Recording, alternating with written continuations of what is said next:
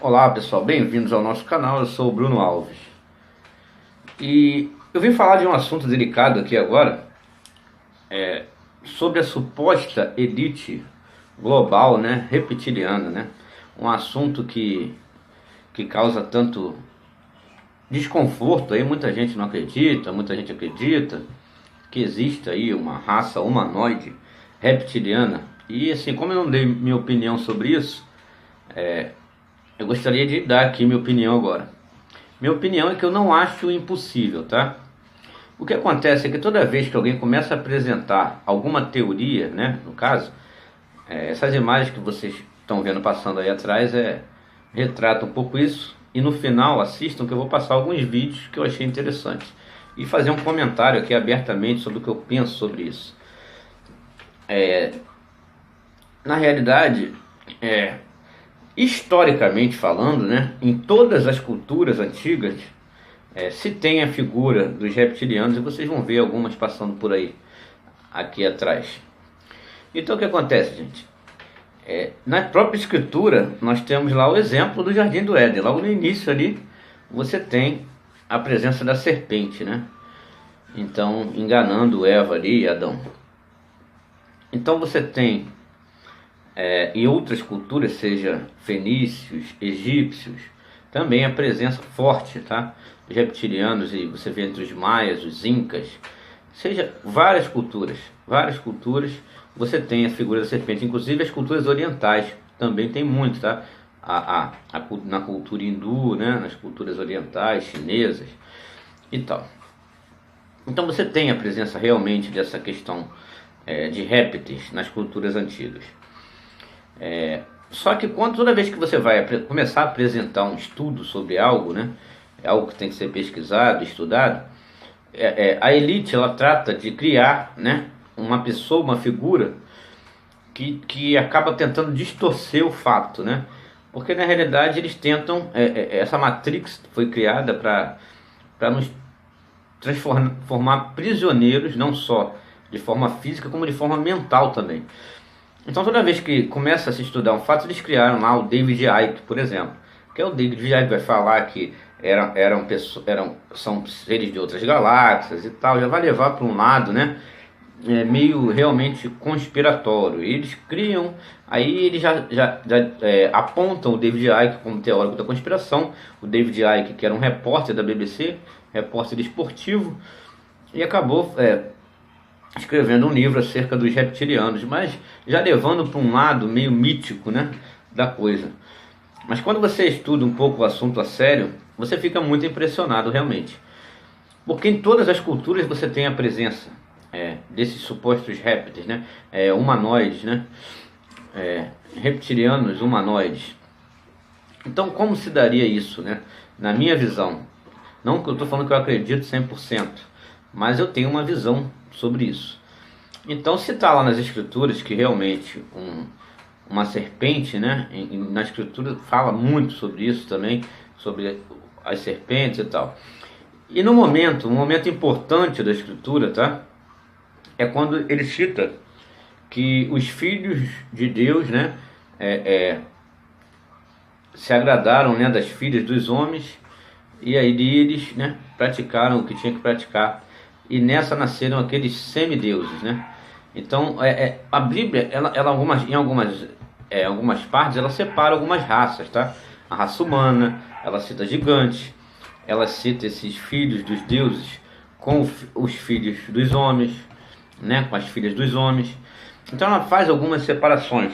É óbvio que depois do dilúvio, você tem ali Noé e sua família, mas também nem todos morreram naquele dilúvio. Então seguiu. E o que se tem é que essa raça, de semideuses ou humanoides reptilianos, eles sempre estiveram no poder. Por exemplo, citam, Nimrod, inimigo, e sempre foi inimigo, essa raça sempre foi inimiga do Criador. Então não só a raça Satã, ele estava no Éden, como ele continua aí, tanto que o mundo foi entregue a ele, Sobre a questão das prisões eternas, isso aí nessa relação de espaço-tempo é o que a gente não consegue compreender muito bem, tá?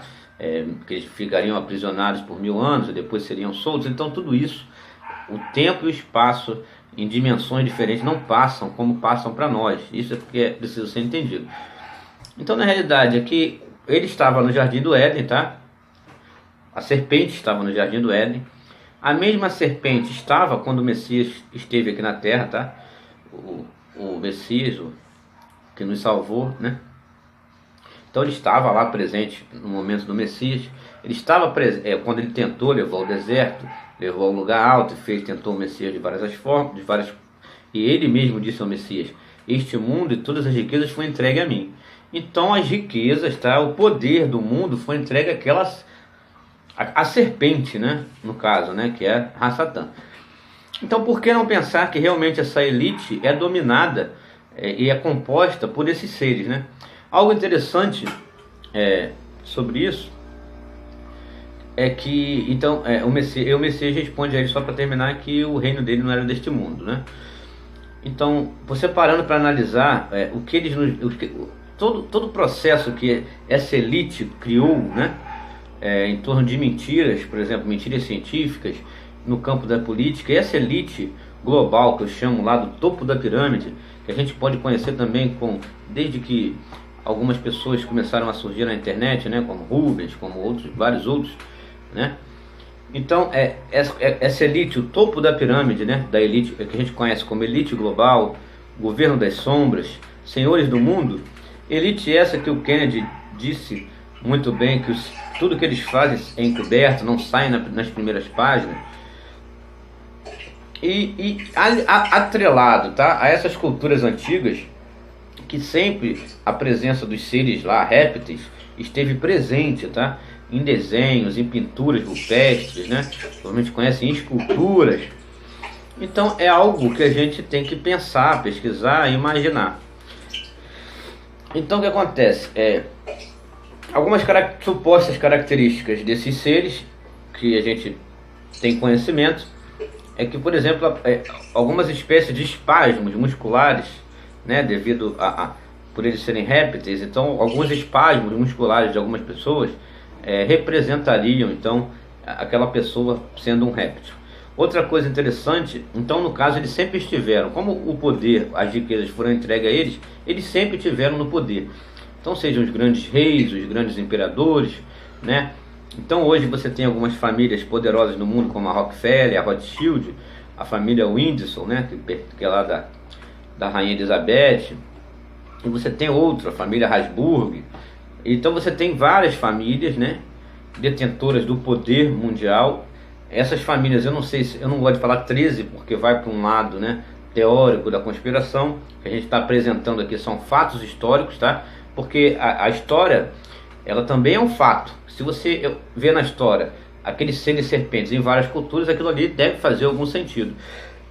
Então você vê, então várias essas famílias, são 13, são 15, são 20, eu não sei, mas que elas detêm metade, por exemplo, das riquezas do mundo, estão nas mãos desse topo da pirâmide, isso é fato. Então, quando Satã diz ao Messias que tudo foi entregue a ele, né, todo o poder, todas as riquezas, e ele podia dar ao Messias, o Messias disse: o meu reino não é desse mundo, né? E sempre foi claro para nós, para a gente, pro que ele escolheu, para aqueles que o Messias escolheu, o Criador escolheu para o mundo vindouro, dizer claro para nós: juntar tesouro na terra, onde a traça consome. Então várias questões, tá? Então algumas características desses supostos seres humanoides, né, é que eles podem tomar a forma humana, tá? E David Icke já leva para um lado, né, como se fosse algo, leva para um lado muito esquisito. Eu não vou nem citar aqui porque é até complicado de se entender o que David Icke explica, né? E eu teria que reler também, muito tempo que eu não leio ali os argumentos de David Icke. Então o que acontece? Quando, por exemplo, uma das características são alguns espasmos musculares. Inclusive eu vou mostrar uns vídeos muito interessantes. Outra característica importante também que eu percebo, tá? Que eu percebo não, que todo mundo pode perceber, é muito interessante, é a linhagem familiar dessas pessoas. Por exemplo, de Barack Obama ser primo de 11º grau dos Bush, né? A família Obama ali tá intrinsecamente ligado, que ao mesmo tempo com a Rainha Elizabeth, com a família Bush também. Todos são meio que parentes, né? Aí você vai a Brad Pitt, a Angelina Jolie, a Princesa Diana. Então, essa árvore genealógica em que eles estão interligados, né, também é muito interessante. Então, algumas características seriam esses espalhos. Isso não tem nada a ver, tá, gente, com cor, raça, etnia, nada disso. Até isso eles propõem para dividir o gado, mas não tem nada a ver com isso, tá? Você vai ver aí, inclusive, figuras, por exemplo, de pele negra, que também poderia ser esses seres humanos, esses humanoides reptilianos, né? Então eles possuem algumas características, né? Uns, por exemplo, eles caracterizam como puros e outros são misturados, né? Então, na realidade, o que faz com que eles adquiram a forma humana, talvez, primeiro foi um cruzamento, né? Então, por si só, um cruzamento quando cita na escritura filhos de Deus com os filhos dos homens, houve um cruzamento. Então você tem os puros, né? Então você tem a presença de Ra-Satã na história, né? Seja no princípio, quando enganou Eva, em outras partes da escritura, você tem a presença dele. Mas ele também, mas o interessante é que ele não estava só, né? Então, e se esses reptilianos sempre estiveram aqui, né? Disfarçados na forma humana e ocupando o poder? É algo a se pensar, né? É algo a se questionar também. Outra característica é que para eles manterem a forma humana, eles precisam consumir sangue, né? Então você tem várias histórias ligadas à licantropia, a vampirismo, né? A história de vampiros, a história de lobisomens, né? E sangue, principalmente sangue jovem, né? De pessoas jovens, de criança, adolescente, por exemplo. É o que sustenta eles mantendo a forma humana, né? É o que sustentariam esses seres mantendo a forma humana. Então, é impressionante, por exemplo, o número que a ONU deu, agora que eu acabei lendo há poucos dias, do desaparecimento de crianças, né? 1.200.000 crianças por ano. Isso nos dados que a ONU recolheu dos países que apresentam algum dado, né? Porque muitos países, por exemplo, africanos, principalmente aqui do hemisfério sul, Brasil, inclusive, não tem um banco de dados, não tem assim dados muito precisos sobre esses desaparecimentos. Isso é claro, mas 1.200.000 crianças, né? Sobre o tráfico de crianças também. Então muitos são para trabalho escravo, para prostituição, pedofilia, mas também muitas desaparecem e nunca mais são vistas. Então 1.200.000 crianças, isso só nos dados do que a ONU conseguiu coletar, isso por ano, é preocupante realmente. Eu lembro até da história aqui de uma pessoa aqui no Brasil, no cinema, se foi no Maranhão, uma reportagem que saiu na Record, de 40 crianças que sumiram ali naquele interior, e o cara acabou sendo preso. E ele falou, quando eu abrir minha boca em júri, vai ter muito deputado, senador, políticos aí envolvidos. E ele falou ele disse bem claro assim, ele falou, eu recebia R$500 por cada criança. Então o que eles faziam com as crianças lá, eu não sei. Então essas histórias, que não é só essa, tá? Tanto no Brasil como no mundo inteiro, desaparecimento de crianças é muito preocupante e nos faz pensar. Por exemplo, eu peguei os dados dos Estados Unidos, tá? São 450.000 desaparecimentos por ano, né? Nos Estados Unidos, de crianças e adolescentes. Muitos envolvidos com fuga, né? Própria fuga da criança e tal, mas a maioria fica sem nenhum, as crianças desaparecem mesmo, e fica sem nenhum, nunca mais é encontrado. Então, realmente 450.000 crianças, eu não lembro se é por ano, agora na realidade, mas eu acho que é. Eu estava até com a imagem, depois eu vou confirmar, se não for, depois eu faço um adendo. Então, mas por exemplo, os Estados Unidos, né, um país como ele não tem também um banco de dados de desaparecimentos de crianças. Isso é muito interessante. Quase país nenhum tem um banco de dados de desaparecimento de crianças e adolescentes. Vocês não acham isso muito estranho? Por exemplo, a União Europeia, todos os seus países que são membros da União Europeia, ela não tem um dado de desaparecimento de crianças. O que ela tem são alguns pequenos dados de que os países ela tem que demonstrar para ela, e ela não tem, mas não tem uma noção de quantas crianças desaparecem. Isso me lembra de quando eu fazia faculdade de serviço social. Eu fui a uma palestra na OAB aqui de Niterói com a presença do Ciro Darlan, né, aquele famoso desembargador da infância e juventude. Então ele falou isso aqui sobre o Brasil também. Ele disse o seguinte na palestra, eu lembro das palavras dele, nunca mais me esqueci das palavras do Ciro Darlan. Ele falou assim, ele disse assim, o Brasil tem, por exemplo, um banco de dados, tá? O Ciro Darlan falando, o Brasil tem um banco de dados para saber quantos carros são fabricados no país.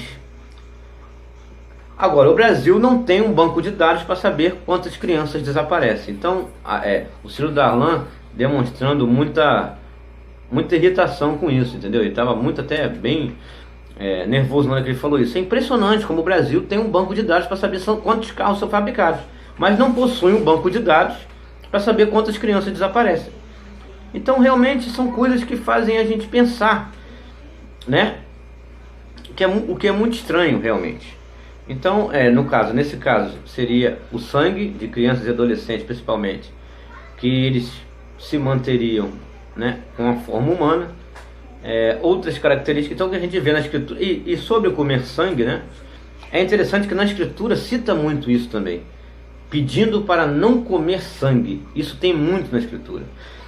E se supõe-se que se na escritura tem muito essa história de não comer sangue, supõe-se que se alguém comia, então, que existia uma gama de pessoas que comiam sangue, que tinham essa prática, né? E era proibido, a escritura falava muito, na lei de Moisés, inclusive, se não me engano, pagava com a vida, né? Porque talvez fosse até evitar uma infiltração desses seres no seu povo, né? Você evitar que eles comessem sangue. Mas como hoje tudo mudou, né? Então, na realidade é muito estranho isso, né? Realmente, esses répteis, então, seriam, no caso, seres que já estavam, o Criador, quando fez o mundo, ele colocou, quando diz lá que expulsou a Satã, e não expulsou a Satã sozinho, expulsou com mais um monte, e se eles estão na Terra desde o princípio até os dias de hoje, já que o mundo foi entregue a eles, né? Todo o poder, então existir essa elite global reptiliana, inclusive, tem base nas escrituras, né? Então é algo pra gente, eu pelo menos eu penso muito, pesquiso um pouco, né, na medida do possível e do tempo, mas é algo, como algo que eu nunca falei aqui no canal abertamente, assim, né? Então eu separei esse vídeo para falar sobre isso e fazer vocês pensarem um pouco nessa suposta elite global reptiliana. Então, você pegando as escrituras, analisando fatos históricos, como a presença desses seres estão em várias culturas, inclusive na escritura desde o princípio, né? A questão, então você aliando tudo isso, todos esses fatos, né? E que eles criaram essa matrix ideológica, filosófica, científica, então realmente é algo para a gente pensar e analisar. Então é isso, eu vou deixar aí para vocês agora alguns vídeos interessantes sobre esses espasmos musculares que tem muito na internet, sobre o olhar, né?